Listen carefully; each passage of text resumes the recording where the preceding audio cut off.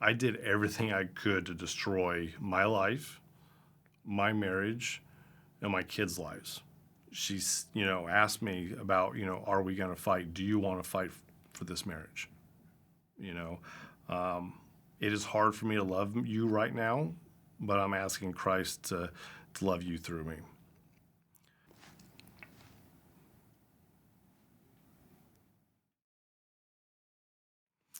Yes, hi, my name is Paul, and I have a new life in Christ, and I'm in recovery for pornography and infidelity. Tell me about your childhood. Well, so my childhood, in my eyes, was a normal childhood. Grew up on a farm, working hard, both parents. But as time goes on, I started to notice more and more of, there wasn't a lot of I love yous or, praises or attaboys. It was more of like, you need to do this, you need to do that, work hard. Work hard is going to get you places. So as I got a little bit older and I was in high school, my parents they decided that they wanted to get a divorce. So that was my first interaction, really, of like a broken family. They were cordial, they talked, but there wasn't any connection. We didn't do family vacations, and it was now me as the oldest child of my brother and my sister. I felt like I had to be, the leader, in certain aspects, but I wasn't really taught that. I didn't know how to be, a good person or a good leader or, a good brother to that aspect. I was just taught to do it and get it done. So it was, it was learning for me what I thought was right at that time to do what I needed to do to protect myself and, protect, my brother and sister at that time. How old were you when they separated? Probably around 13, right in the beginning of high school. So that was, I think it's a pivotal time in almost, any young man's life as you're going through high school, you're trying to figure out your identity, your purpose, what are you going to do with yourself? And now you're spending 2 weeks at your dad's house and 2 weeks at your mother's house and, going back and forth and, everything you knew that you thought was right is now wrong or it just isn't the same. And there wasn't a lot of communication. They didn't talk about it. There wasn't like, how are you doing? How are you working through this? And we grew up with, we weren't poor, but we didn't have a lot. So it was whatever I had, it was hand me down to my brother and so forth. So it was just, kind of like survival at that point, during that time frame, I didn't see it as survival, but looking back, it was just, go to school, work on the farm, and just do the best you can each day. Did you guys grow up in church at all? So we did grow up in church, went to church every Sunday, but it was, more my mother or my father dropping us off at church. And it was a much older church. It was a Lutheran church, congregation of maybe 80 people, maybe 85 on Easter. And I didn't go there for Christ. I didn't go there for God. I go there because my friends were there. I knew that I could, go out, have fun. We went on some church trips, but it was not for me to, I was kind of going through the motions, just learning the hymns, learning the, some Bible verses, but I wasn't drawn there for a true relationship with Christ. And I don't believe I was really taught to have a relationship with Christ when I was during that time frame. It was more of go to church, sing, pray, do communion, offering, and that was it. There wasn't a whole lot else to it. So I wouldn't say I had a strong foundation or understanding of what Christ was at that time. So upon the separation, what were those next teen years like before you became an adult? Part of it was, really, I think a lot of self-protection for myself, making sure I was taken care of, making sure that if something wasn't done that I could do it, to the best of my ability. But there was a lot of I want to get these next 4 years of high school done. I want to move on. I want to move out of here and do something different. I wanted to put everything in the past. I didn't want to deal with it. I didn't want to work through it. I didn't know how to.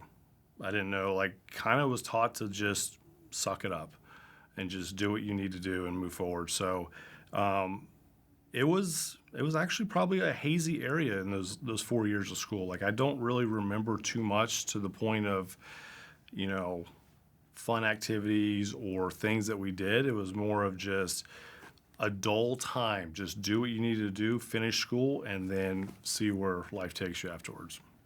You said you were the firstborn. Mm-hmm.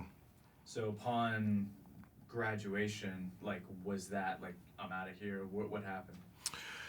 So, funny story, my cousin was a year older than me, and he graduated from the same school, and he called me up and says, hey, like, I'm not too good in school.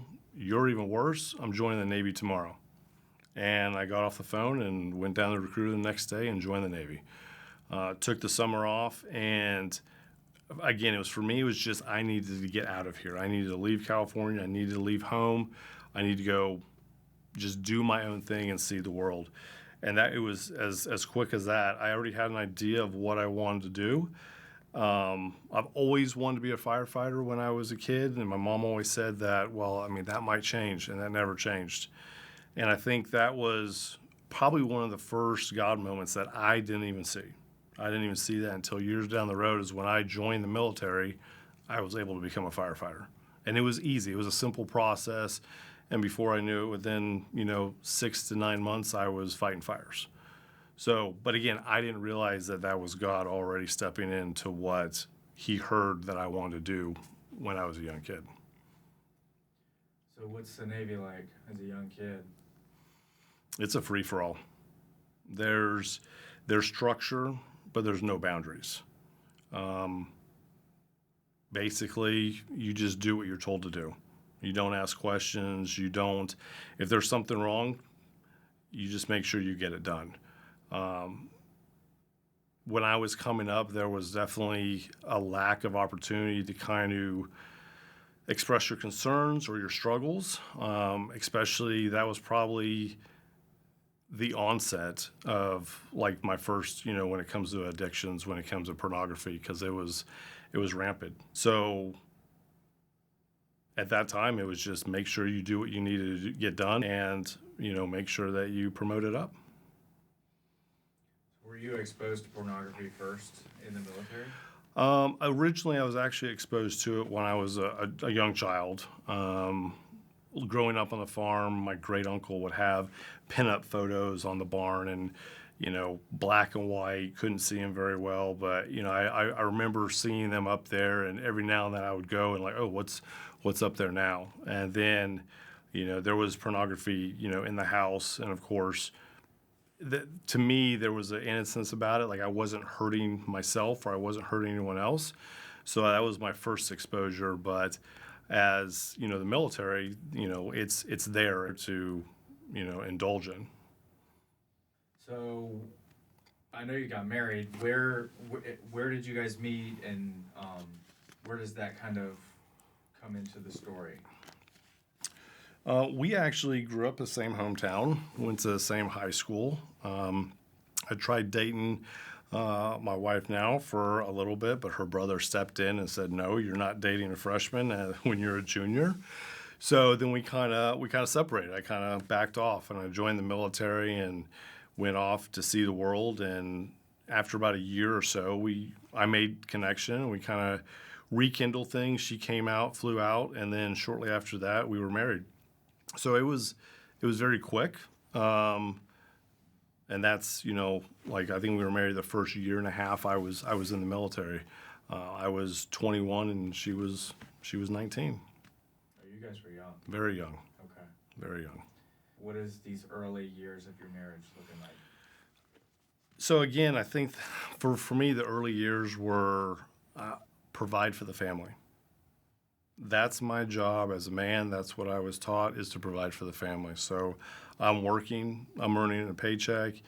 I'm coming home and I'm doing my duties. We had, children early in life.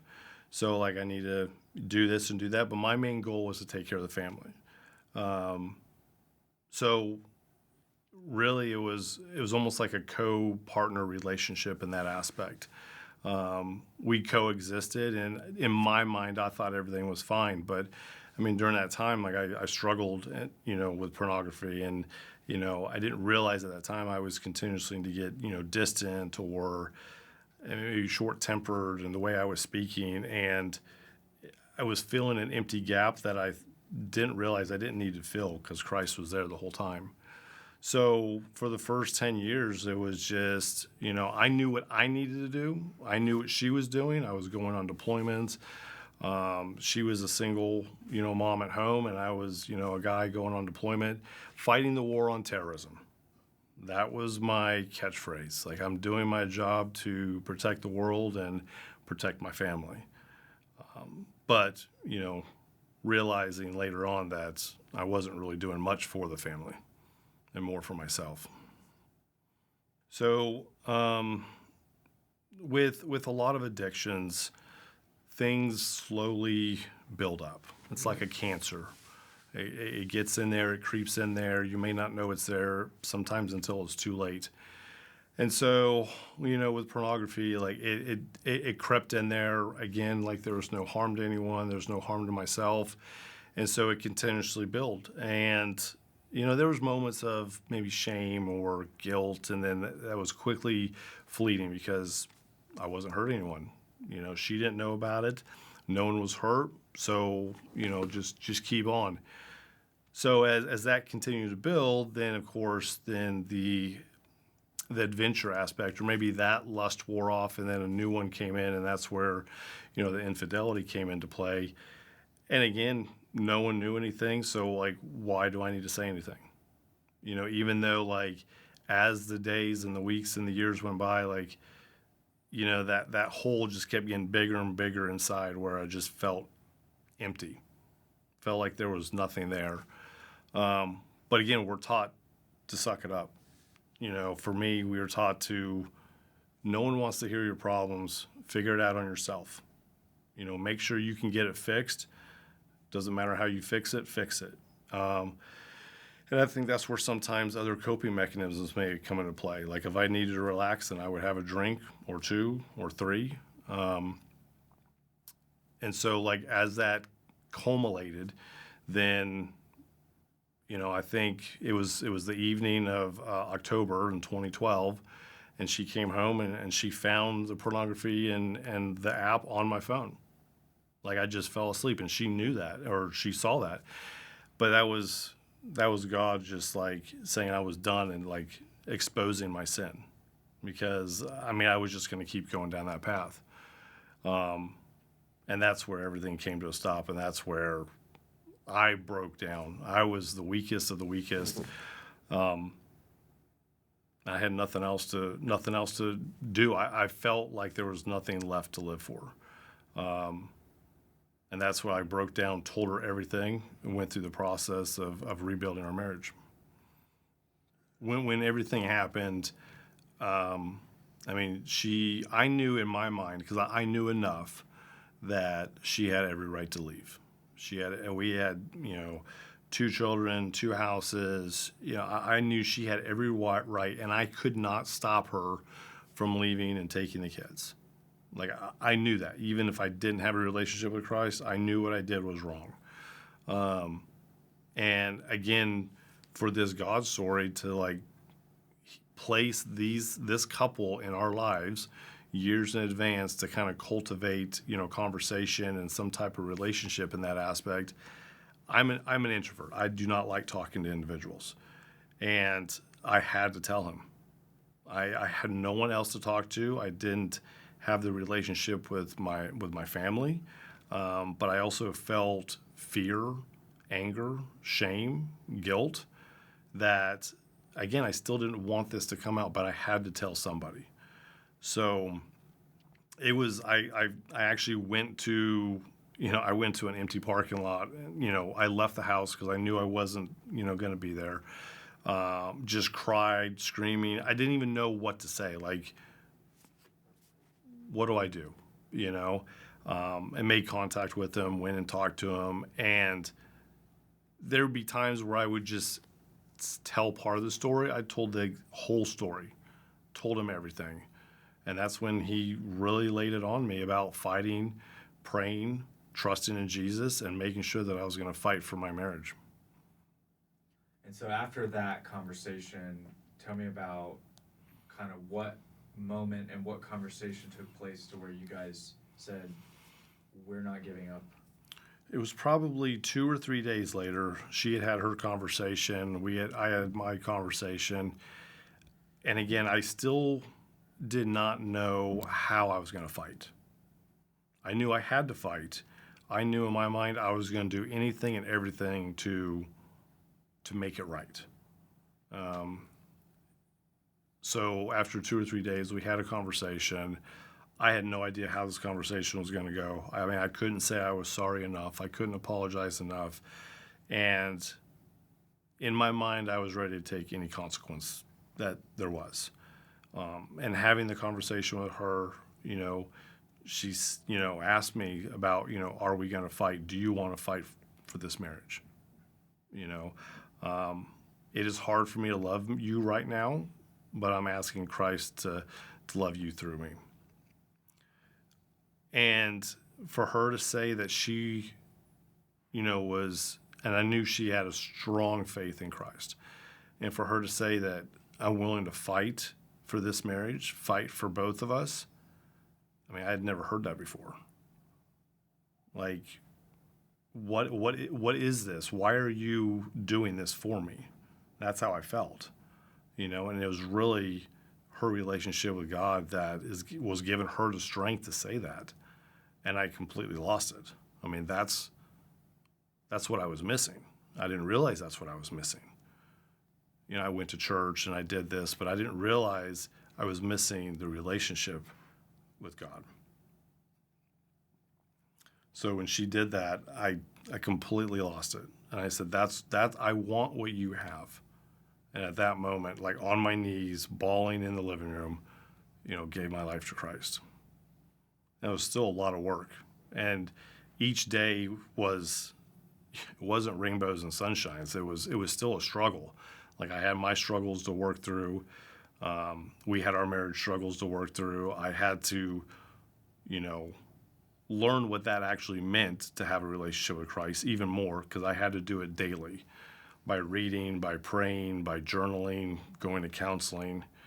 But I knew that was the path that I needed to be on and should have been on the entire time. Where do you start to see like the real change start to happen? Well, I think for each individual, it's a little bit different. And I think there's definitely moments where you'll see fruits of the labor sooner than others in certain aspects. But it's definitely, it is definitely not a race. It's a marathon. It's taking that long path and making sure you stay on that path. So for me, we would go, weeks and months and everything was great, but maybe there was an event or a word or something that I said or happened that would trigger, something that we had to process through.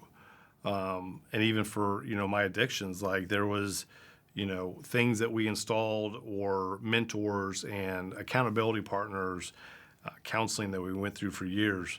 But I would say like feeling having that relationship with Christ, you would feel that pretty soon because you would know like, okay, I have a relationship now. I need to learn more. So it was more of like an eagerness and a drive to read more and not just flip through the gospel and read, but actually understand and dig into it.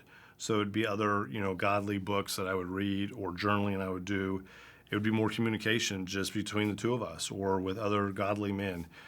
But I think one of the biggest changes also is you're changing your entire life up to what you originally had and what you thought was right. And that could be to the places that you go to the people that you know. So I had to really evaluate, like, do I need to be going out to these different locations? Do I need to be hanging with these individuals that now I know were not a good influence? And it's a mind shift, but it's also a heart shift to make sure that I'm going down the right path. You can't just do one and not the other. And it is not something for, just if you do one thing and you're good. It's a constant work every single day, even now, 13 years later. You were still in the military, right? I was. Say like next deployment, I'd love to hear, like, we had a guy in here tell he went to prison. Mm-hmm. And in prison he was just like in the word, and that was like, it kept him focused, right? Like, what was, after you accepting the Lord and like committed to following Christ, what does this look like on the road now? I think one of the biggest things that, what we did in our marriage is, one of it was setting boundaries and having that active line of communication. I mean, even to the point where, I would text her on my way home from work saying, "Hey, I'm on my way home from work." So she knew where I was at. And it wasn't a controlling thing. I didn't feel like I was controlled. It was out of respect. That's what she asked for, to make sure like she knew what was going on. And I knew I needed to build the trust. I know I needed to rebuild that respect, and that doesn't happen overnight. So it was setting those boundaries and having those conversations with Liz to make sure that I was maintaining those boundaries. Constantly in the Word. I didn't open my Bible when I was younger. I didn't know I needed to, or I didn't see a reason why. But now it was constant, going through the Bible app and going through different studies or connecting with other godly men, which, when I was younger was, I don't want to say frowned upon, but it wasn't sought out. It wasn't the norm. So it was making sure that I stayed grounded in what I needed to do. And that was the reading, that was the active and open communication. If I struggled with something, I let her know. If there was a slip up, I let her know, to make sure that there was full transparency, and I can start rebuilding that trust and respect with her. It's been 12 years, 13. 13. So what is, like, from here looking back, like, you got to see Christ's love through your wife, I think. Like, tell me about that. So I know that, she came to Christ at a really young age, and she was always, ever since I met her, and, we, married at a young age, like, she was always reading the Word, and she was always, the way she spoke was different than the way I spoke. And I didn't put two and two together. Like, I see her and the way she was reading the Word, and, where I grew up in the military and at home. So now it's an equal basis. Like, we're both working together to be the best we can in our marriage, the best we, godly husband and wife. And like, seeing that through her was transformational for me. Like, I felt lost at that time. So I, continue to seek that and build that relationship. What are you most thankful for that the Lord has done through this? Restoration. I mean, like I said before, man is fallible. And I did everything I could to destroy my life, my marriage, and my kids' lives, and everyone else that, our life and our marriage touched. To people don't realize that it's not one person you're hurting. It could be tens to hundreds of people as a ripple effect to relatives, family members, generationals, whatever the case may be. And like, seeing that change, that transformation has, it's a testimony to what God can do, because I did everything I could to destroy it. Not realizing what I was doing, I did everything I could. And I look at, things now as, that's a huge thing. When he gave his only son to die on a cross for our sins, and he took away my sin, like, how do you not, be in awe in that aspect? And for me, it's definitely a journey for both of us, but to also not share that to others would be harmful also. To be able to share our testimony and relate to others and help people walk through same struggles has been a huge blessing in that aspect. And I didn't think it was going to go in certain ways, but God definitely has a plan. And he has a plan for me and her and for both of us. And for allowing us to mentor and help other couples has been amazing. So to kind of conclude, tell me about how the Lord has used this in tell me about the ministry that he's called you guys to. So we started Love Remain Ministries back in 2016 to help with individuals that are, going through struggles or difficulties. And we knew that we weren't going to fix the masses or help the masses per se. It wasn't, tens of thousands of people. We come to realize it was one person that matters. And over that time, we've made those connections when it comes to just our community, talking to individuals and helping them, to our local gym, to where people in that gym have come to Christ because of our interactions with them, or what Christ they see through us, to the point that they're coming to church now. So for us, it's the plan is there, and God's showing us the path to it, and it's building up to prison ministry that my wife goes to our nonprofit coffee truck that helps high-risk adults, to everyone that we talk to. Now I see where God has a purpose for me. I didn't want to go through everything that I went through with the pornography and infidelity. And if there was other ways to teach that, then, it would probably be a little bit easier. But I also know that what we've gone through and the struggles that we've been able to overcome through Christ, is a testimony that others, they can't deny. And we were able to relate to those people and be more of an impact to help them walk through that process.